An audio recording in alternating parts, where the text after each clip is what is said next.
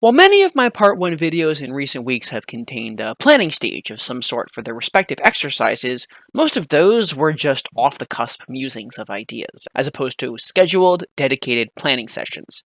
So today, I'll be stepping up my game and really parsing out my ideas, from the overall motion that I want to draw, to thinking deeply about each keyframe from start to finish.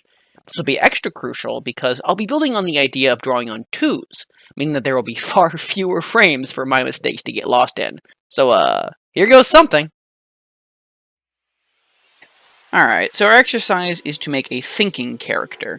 So today I'm going to make sure that I make my keyframes before I do all of my in-betweens. 1, 2, 3, whatever. Then I'll go and make my in-betweens. And that'll really help me keep track of making sure that everything's consistent with my heads. And in general, that's a day. Planning is something that has been recommended over and over again, so we're really going to make sure that we do that. That's definitely not how you spell that. And we do all of this planning so that way we can assure that everything is consistent throughout. Our nose size, our head shape, our eye placement. If we take the time and cross-reference each keyframe, then we won't have to worry about doing that for our in-betweens, and we'll be able to trust that everything will be A-okay. So, let's get a basic idea for the type of face that we want.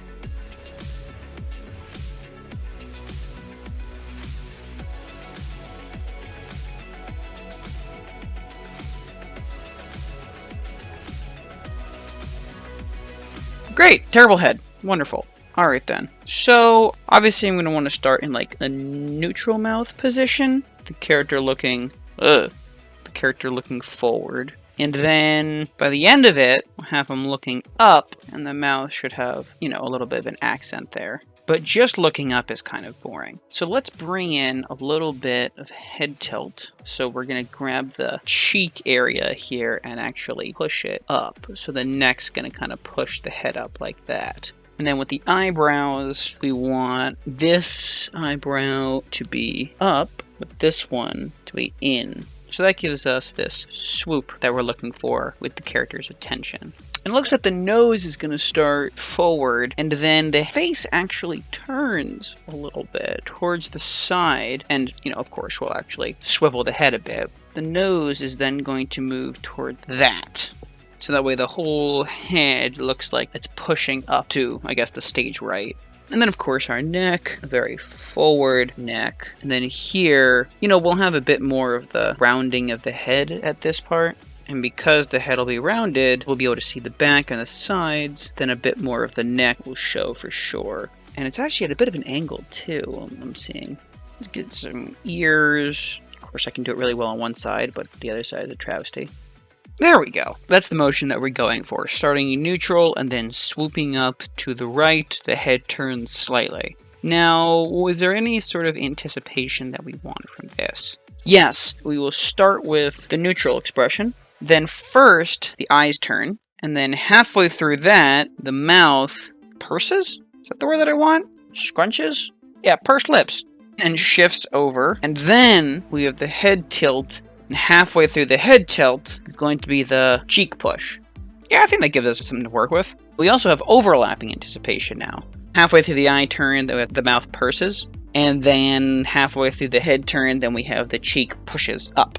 Now, the next thing that I need to do is establish what are my key poses. These two are obviously going to be key poses, but I want to have a breakdown because I need something in between these two.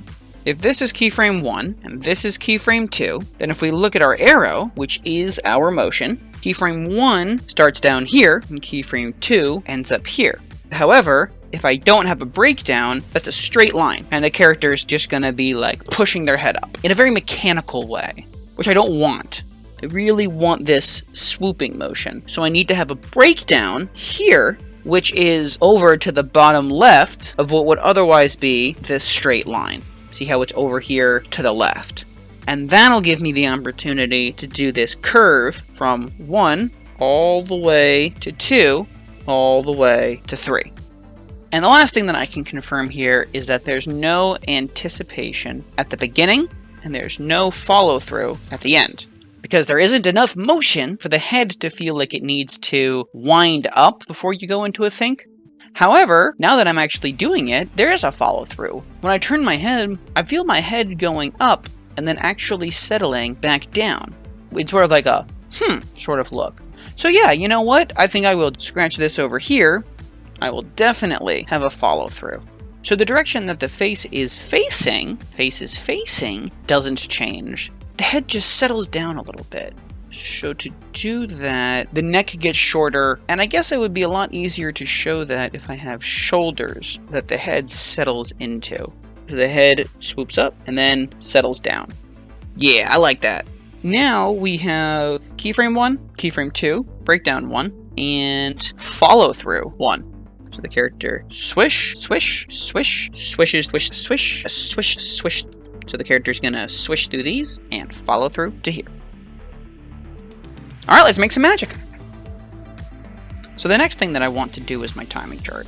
Wait a minute. No, I don't do my timing chart yet. So I learned a little bit about how to go about organizing timing, and what you actually want to do is you want to first make your keyframes and your breakdowns. Then you want to organize them on the timeline. Then you do timing charts for each frame segment. That is the 1, 2, 3 of organizing timing on an animation. So let's go ahead and knock out some keyframes and see if my spicy new tech can keep up this time.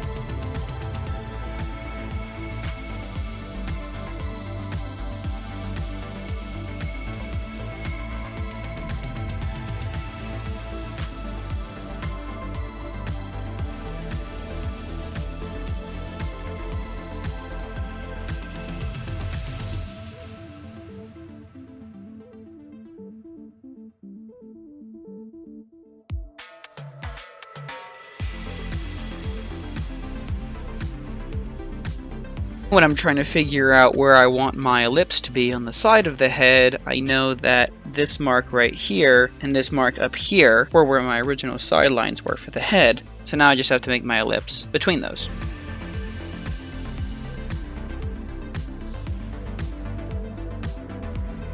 It's not exact, but I'd much rather spend my time adjusting this than drawing that ellipse over and over and over again.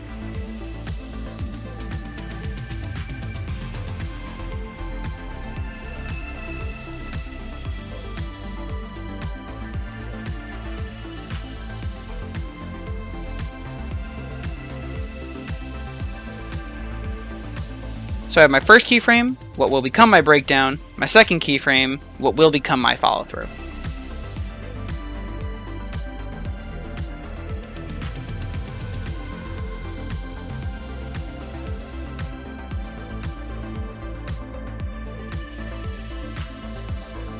I'm trying to figure out how I want to go about making this. I have curiosity, what if I just blindly make this a halfway in between? What does that look like?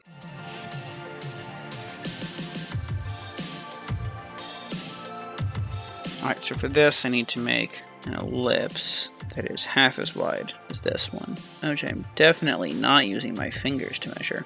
I don't know where you got that idea.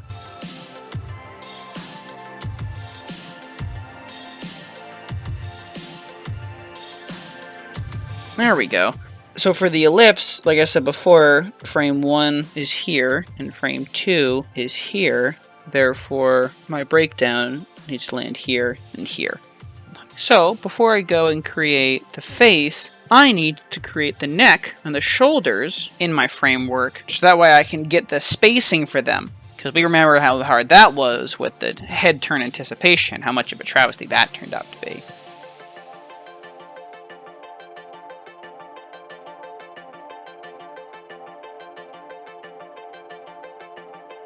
Right. I'm going to take those two neck pieces, paste them over here, so I can get a feeling for their width. And now I know, because I did that, my neck wasn't extended out far enough. In fact, actually, can I take this neck and extend it?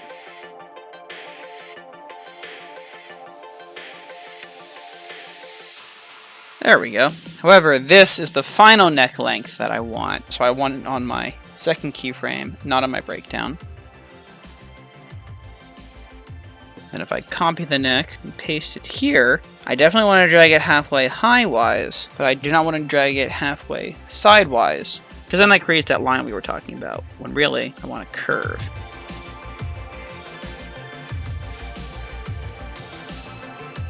So there's no vertical here. In fact, it actually goes down and then shoots up. Oh, well, I could have seen that if I just been paying attention to my lines.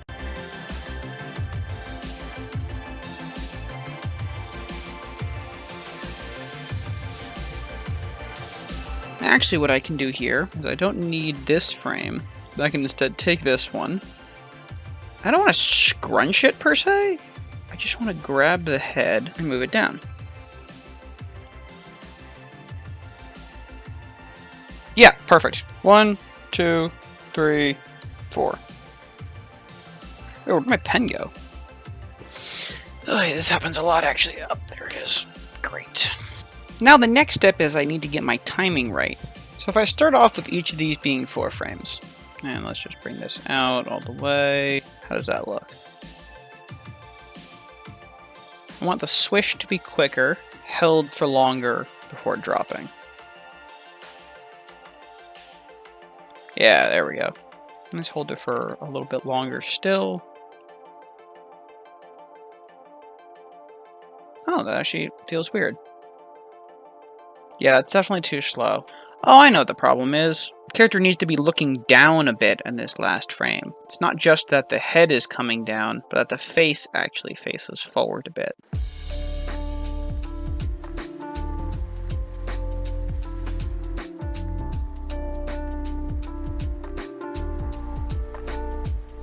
And hold this for another second. Yes! Yes, I like that. I like that a lot. Alright, we have our timing. So now I need to decide what in-betweens I want here. I think I'll do 1 here, and then 1 to get to here. And just make that a 5-frame motion. I actually like this being sudden. I think it'll add a little bit of a comedic value, especially if I do something with the eyes. Like maybe have the eyes half closed, like a frustrated humph. Now I do remember that I wanted to make some timing charts for this, but I didn't. So we're just gonna see how that goes. Oh, gotta make my in-betweens first. All right, let me go knock that out.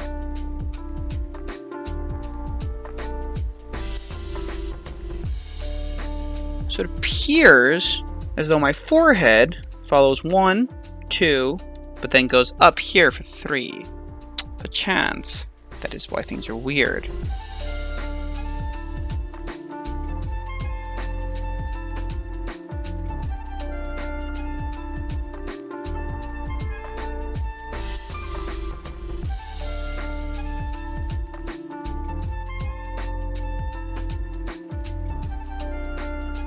Yeah, I'm gonna have to make a little shelf for this thing. This pad of mine, leaning over it so intently is not gonna be good for my neck in the long term.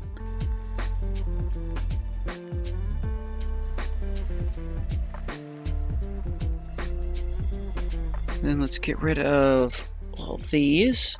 And I should be able to do my same reference that I did before, where I just made my structure lines in between each of the lines in front of them, using these as a guide, but with a modicum of intelligence, putting them in between the ones that come before them.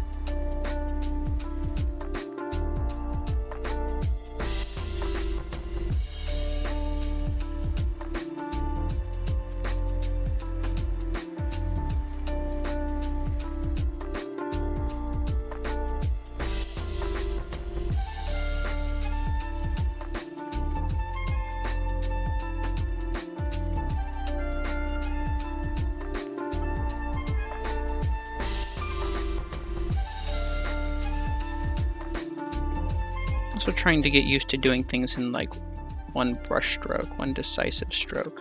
I feel like that'll be better for me in the long term.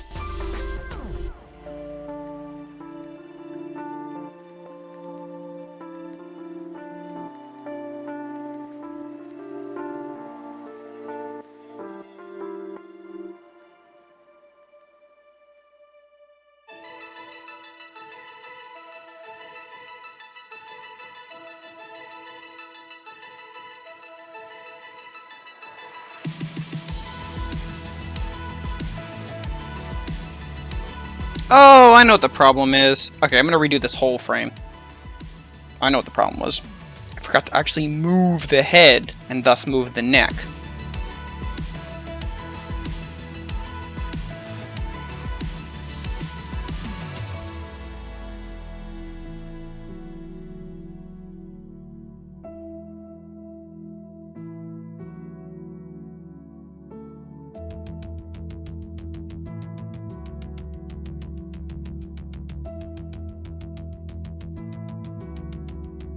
Is the problem just that I haven't drawn the new head? Maybe. No, it's not. Okay, so if I turn this on, I'm going to go up to this frame, and I'm going to make a line right here where the head is, and you'll see here, the head doesn't make any vertical progress between these two. Somehow that happened. Yes, there it is. That's what I want. Great.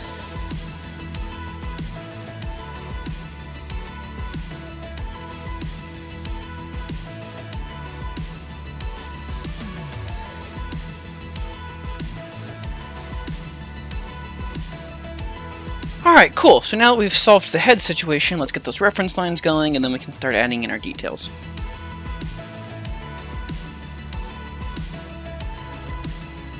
Now, I know I'm probably going to end up in trouble, because this point and this point are supposed to meet up with the top of the ellipses, respectively, and this point down here are supposed to meet up with the bottom of their ellipses, respectively.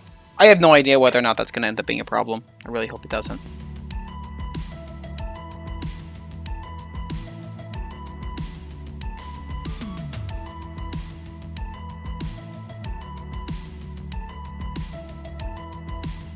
Alright, how does that look? Alright, his jaw gets a lot smaller. There should be a frame in that drop.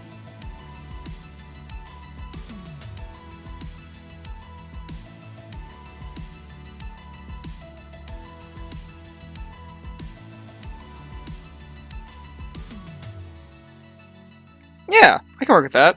Now let's put a head on top of all of these, and then I will save making the face for the next part.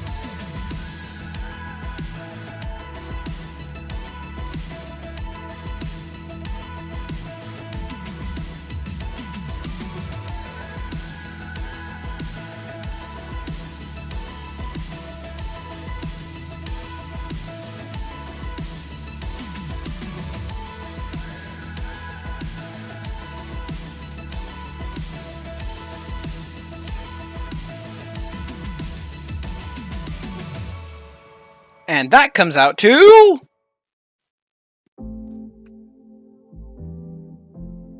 perfect. Part 1 is great because we have a really nice setup for how it's going to look. We have our timing, we have our keyframes, we have our breakdowns, our follow-through, we have our foundation, and we have the head itself. And I think it comes out really nicely. On the next part, we're going to add in the eyes, eyebrows, nose, mouth, and ears, and I'm going to be practicing how all of those are going to be moving and adjusting at different times, each one starting and ending on different frames. And then we're definitely going to practice cleaning this up, so that way there's less of all of this feathering going on, or I guess petting the line is what I've been told that it's called, but we'll have nice single solid lines, so I can practice getting those strokes, and then we can have a much cleaner looking final product. So with that, I will leave you all to the rest of your weekend, and I hope you have a fantastic day. Thanks for staying tuned, and please subscribe to help keep the dream alive! Like the video if you've been enjoying yourself, and feel free to ring the bell if you're curious where we end up. As for today's honorable mention, that lucky little shout out goes to Zedran for his in-depth analysis in smooth animation.